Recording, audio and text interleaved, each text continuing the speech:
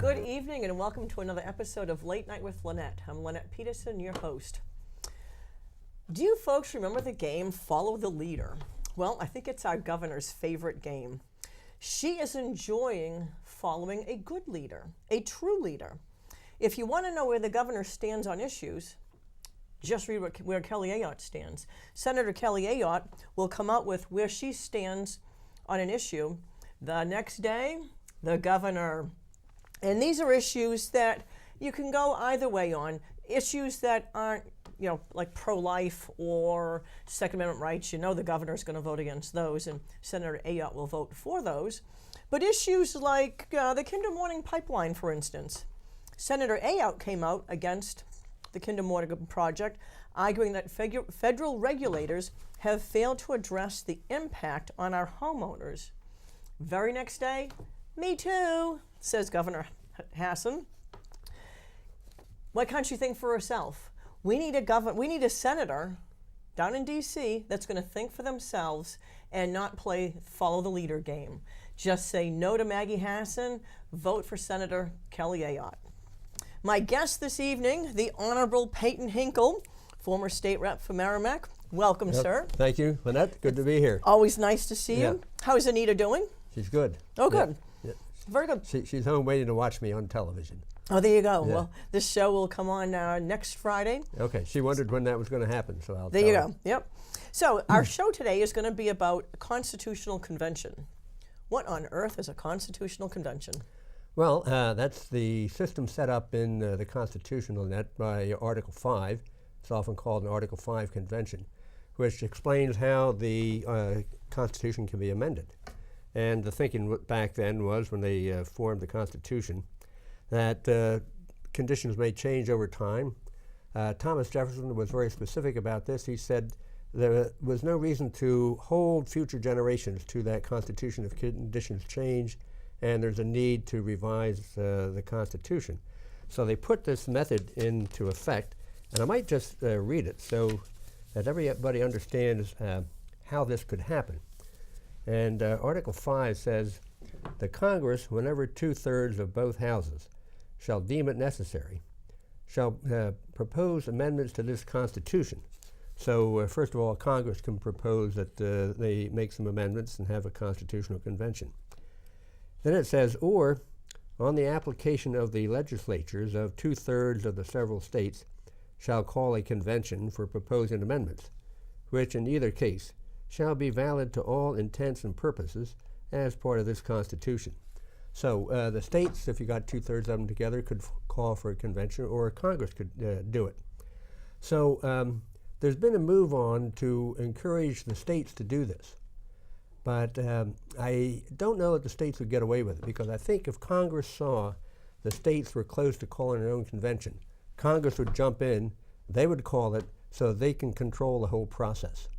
And I think that's what's behind it. So that's the first part of it. That's how you call a convention. That's how you propose these amendments. Then Article 5 says, when ratified by the legislatures of 3/4 of the several states, or by conventions in 3/4 thereof, as the one or the other mode of ratification may be proposed by Congress. So once the amendments are proposed, then they're ratified by the states. Takes 2/3 vote to call a convention, takes a 3/4 vote to actually adopt the amendments. So the framers of the Constitution put a pretty high bar in order to get these amendments passed and into effect. Interesting thing, I think, here in the end of Article 5. It says, provided that no state without its consent shall be deprived of its equal suffrage in the Senate. And this goes to the idea that each state was to have just 2 senators, regardless of the size, because the concern was that the larger states would overwhelm the House. And okay, so that's the representation of the people. The states were each to have 2 senators, regardless of their size, to kind of balance things out so that the rights of the smaller states would be protected. And it's interesting that in 1913, there was the 17th Amendment adopted, which allowed for election of the senators by popular vote, instead of by the legislatures of the states electing them. The idea was the senators were supposed to represent the interests of the state, the House represent the interests of the people. Well, now that's all been thrown into the laps of the people, sort of. And I think it has taken away one of the protections that was built into the Constitution for states' rights. Yeah, I agree. I think so. And our founding fathers made sure there was plenty of safeguards, making it such a high number to reach. First you need 2/3, then you need 3/4. Yeah. I think they put the checks and balances in there. Right. And I agree, by changing that vote. Yeah. Now, why would anyone want to amend the Constitution? Well, that's interesting. There are several different reasons that have been proposed. One of them is the idea of having a balanced budget.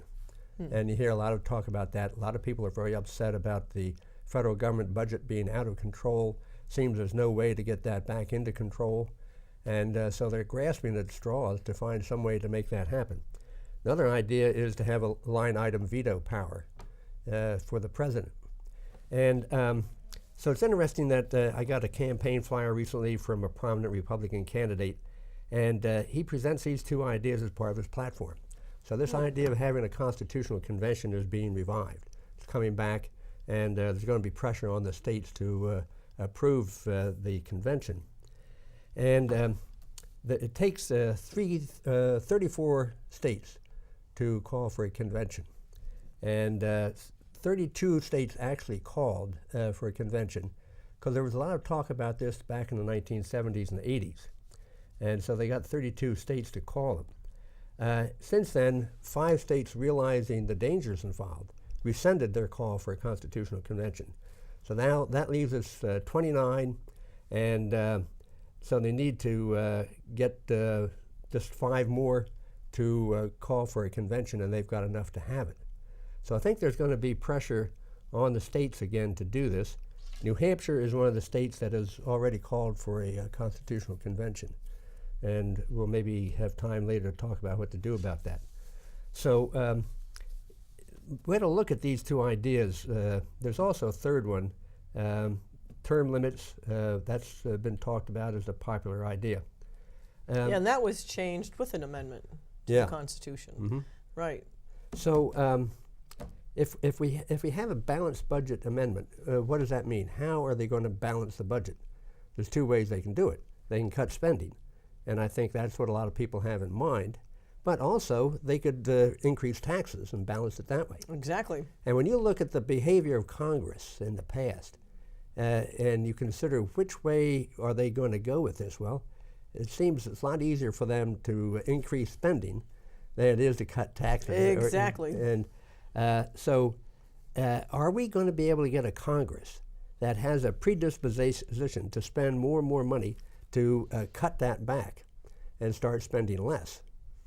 And I don't think the record speaks very well to that. No, I don't think so either. Their past record, they're into spend, and let the taxpayers pay their fair share and then some. And I think one reason that Congress might favor a balanced budget amendment is that they know darn well that we ought to limit our spending, cut it back, and get the budget balanced. But they don't have the intestinal fortitude to make the hard decisions that go along with that and decide who's going to get cut.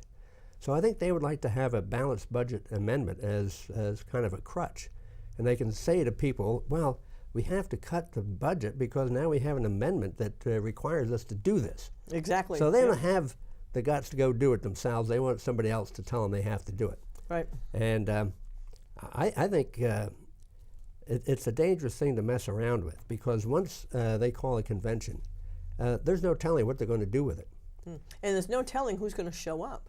Well, you get more of the liberal-leaning representation show up, we're in trouble.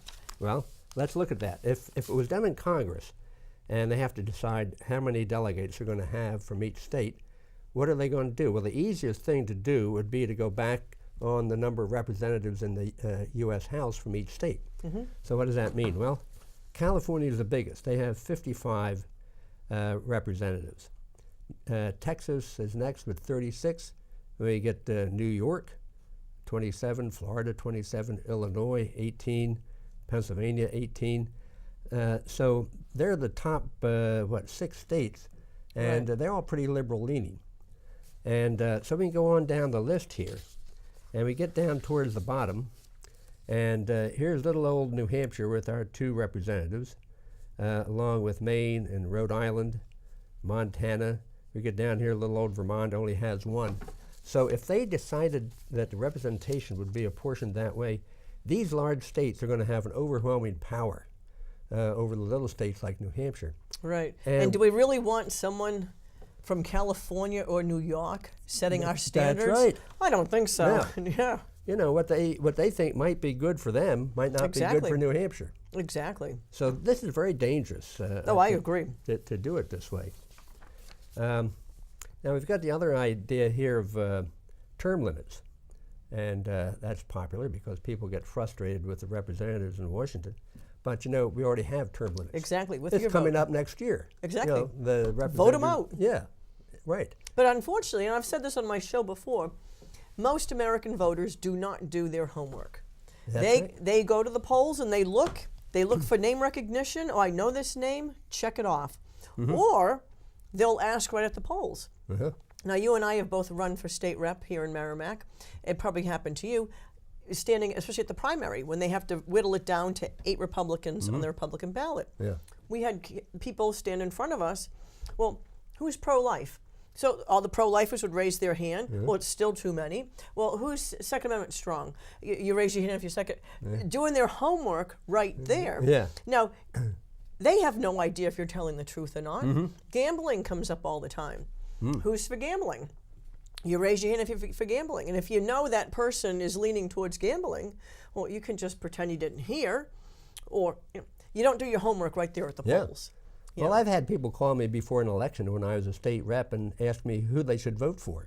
You know, it's a little late. They ought to do their own research. Well, I'll tell you, I go to a very large church here in Merrimack, and the Sunday before elections, I usually have a stack of ballots from different towns in New Hampshire. People will ask, hey, who would you vote for if you lived in Amherst?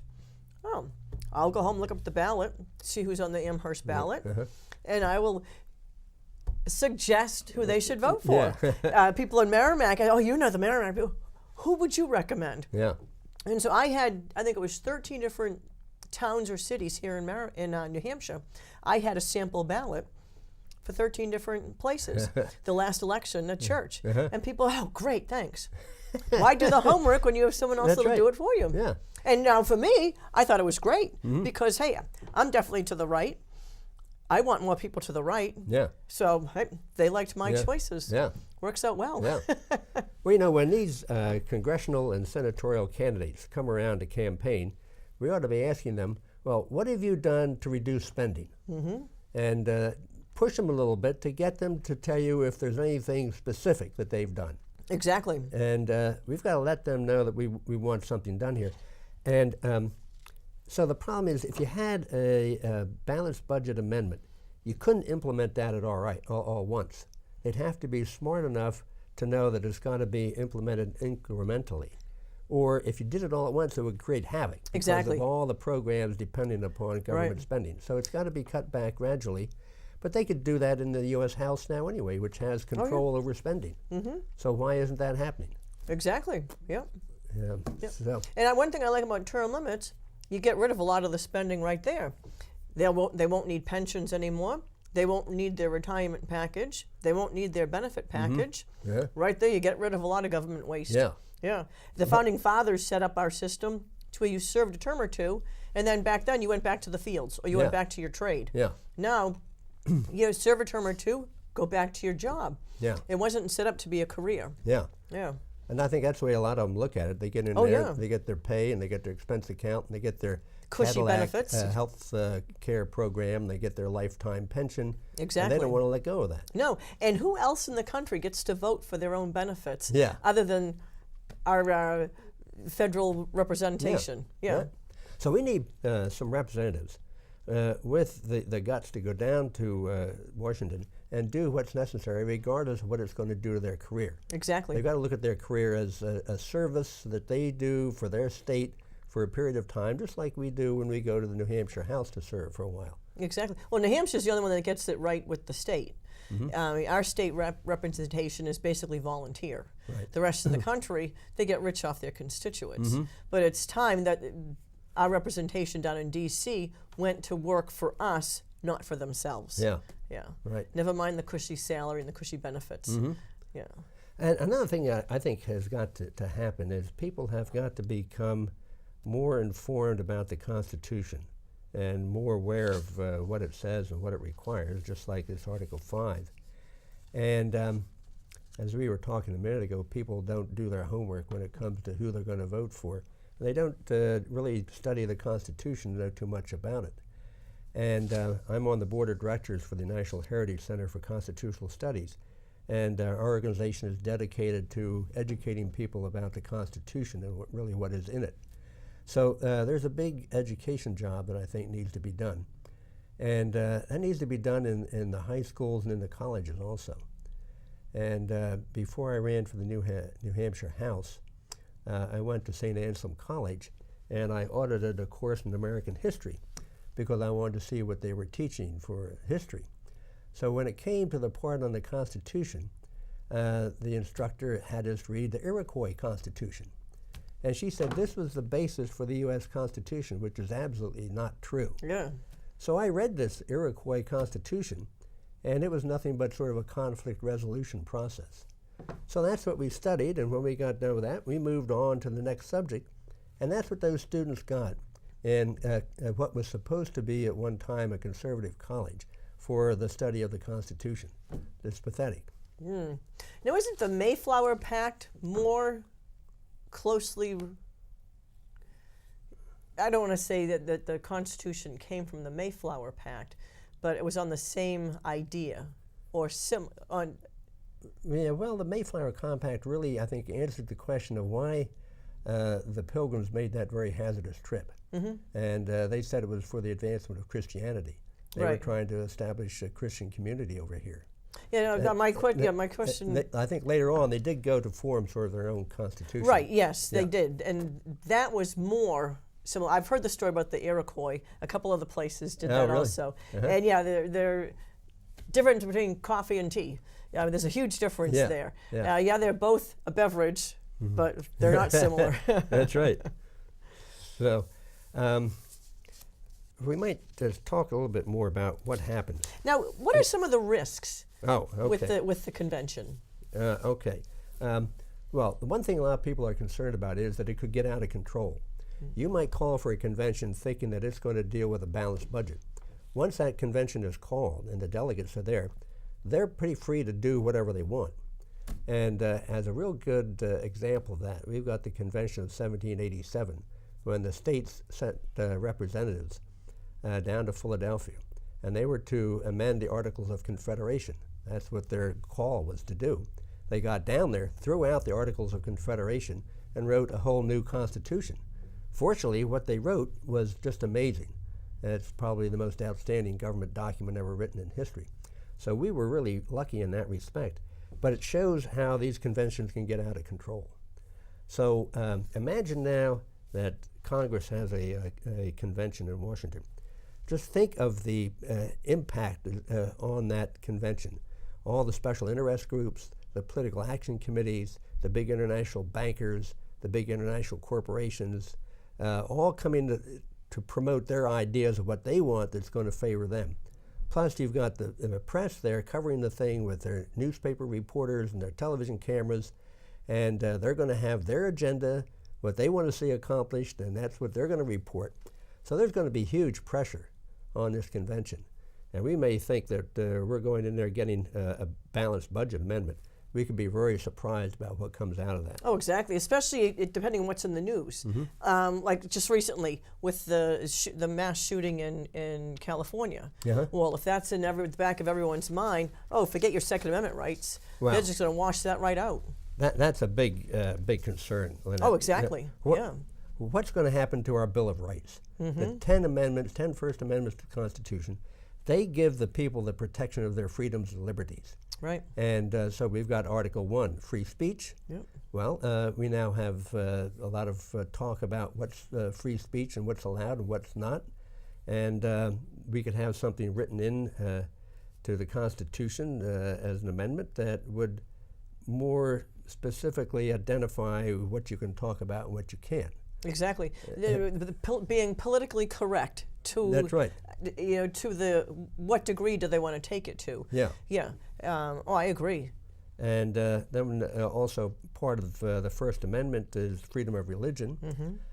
So now we see Christianity, I think, coming under attack. We see manger scenes that used to go up on town property now being objected to. They have to remove that. I just read an article today about that. Right. And no longer can you say Merry Christmas if you're a cashier. No, you say Happy Holidays. You don't want to offend anybody. Yeah. I mean, it's gotten to the point that this is no longer a Christian country. Right. So, no, because we're not a Christian country, you need to put Christianity aside. President Obama was on the television last night talking about the Muslims and how we're not to say anything derogatory about them, we're not to accuse them of anything. And these two shooters out in San Bernardino were evidently known to the FBI before or to their neighbors, but nobody dared say anything. Exactly, right. So now you can tell a Christian, no. You just can't tell a Muslim, no. Yeah. And that's wrong. Yep. Yeah. And if you have religious freedom for one group, you need to have it for all. Yeah. And that's what our Constitution says. Yep. So now it's going the other way. Exactly. Right. So instead of freedom of religion, it's freedom from religion. If it's the Christian religion. If you got Christian religion. Right. What else may happen? We talked already about the representation being out of balance and about maybe the large states holding sway in the convention. We've got special interest groups that could come and put pressure on it. The news media. We've got a threat to the Bill of Rights. Interesting thing about this is if we look at the Second Amendment, which gives us our right to bear arms, there's a lot of talk about that every time we have one of these shootings. That's for sure.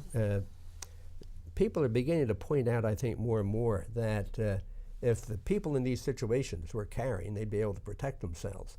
But that doesn't happen very often. Right. The state of California already has probably the strictest gun legislature in the country. Yes. How's it working for them? Yeah, right. Look at the cities of Chicago and Washington, D.C. They have, for those two cities, they have very strict gun laws and regulations. Yeah. Look at their crime rate involving handguns. Yeah. It's skyrocketing. Right. Look at a state like Vermont. They have probably the least gun legislature.